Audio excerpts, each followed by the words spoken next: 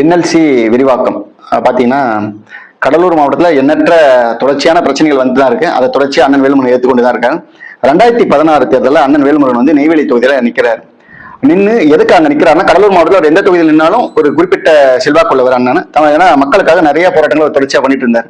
அவர் Neyveli choose பண்ணது காரணம் என்னன்னா, நெய்வேலி விரிவாக்கம் பண்ணி இங்கிருந்து கொண்டு போய் இன்னைக்கு பாத்தீங்கன்னா விருதாச்சலம் வரைக்கும் அவங்களோட என்எல்சியோட விரிவாக்கம் இருக்கு. தொடர்ச்சியா அவன் சுரண்டி நீர் வளம் கிடையாது, நிலவளம் கிடையாது, மாசு.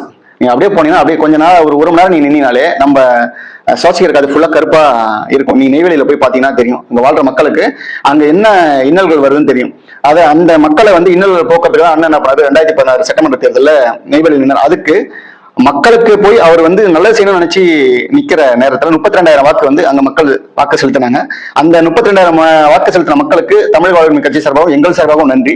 ஆனா நாங்க அங்க ஜெயிச்சிடவே கூடாதுன்னு சொல்லிட்டு மிகப்பெரிய திட்டங்கள் நடந்தது. அதுல வந்து அந்த திட்டத்துக்கு முதல் காரணம் யாருன்னு பாத்தீங்கன்னா ஒன்றிய அரசு.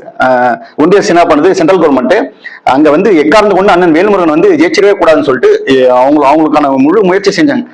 ஒரு சுரங்கம் 1, 2, 3 அந்த ஆய்வுல இருக்க அதிகாரிகள், அங்க இருக்க தோழர்கள் வந்து அங்க வேலை செய்யற லேபர் வந்து நேரில் கூட சந்திச்சுக்க மாட்டாங்க. ஆனா அவங்க ஷிஃப்ட் முடிஞ்சு காலை 6 to 2 ஷிஃப்ட் முடிஞ்சாலும் சரி, 2 to நைட் ஷிஃப்ட் முடிஞ்சாலும் சரி, அவங்க வெளியே போற நேரத்துல அங்க இருக்க அந்த அதிகாரிகள் வந்து நின்று எக்காரணம் கொண்டு அண்ணன் வேல்முருகனுக்கு வாக்கு செலுத்திடக்கூடாதுன்றத அவங்க வந்து அவங்களோட நிலைப்பாட்டை அங்க சொல்லி அவங்க வேலை செய்யற அதிகார வர்க்கத்தை வச்சு அவங்க என்ன பண்றாங்க, அங்க வேலை செய்யற லேபர்களை வந்து வாக்கு செலுத்தக்கூடாதுன்னு சொல்லி அவங்க நிலையே சொல்றாங்க. அதனாலதான் அன்னைக்கு அண்ணன் 2016 வேல்முருகன் தோத்ததுக்கு காரணம் என்னன்னா, அது முழு பங்களிப்பு மத்திய அரசும் சென்ட்ரல் கவர்மெண்ட் அந்த என்எல்சி நிறுவனம் மட்டும்தான். ஆனா இருந்தாலும் இன்னைய வரைக்கும் அந்த மக்கள் வாக்கு செலுத்தினாலும் செலுத்தாட்டாலும் அந்த மக்களுக்காக ஓடோடி போய் நிக்கிற ஒரு மனிதன் பார்த்தோன்னா, நல்ல மனிதன் பார்த்தோன்னா அண்ணன் வேல்முருகன் தான்.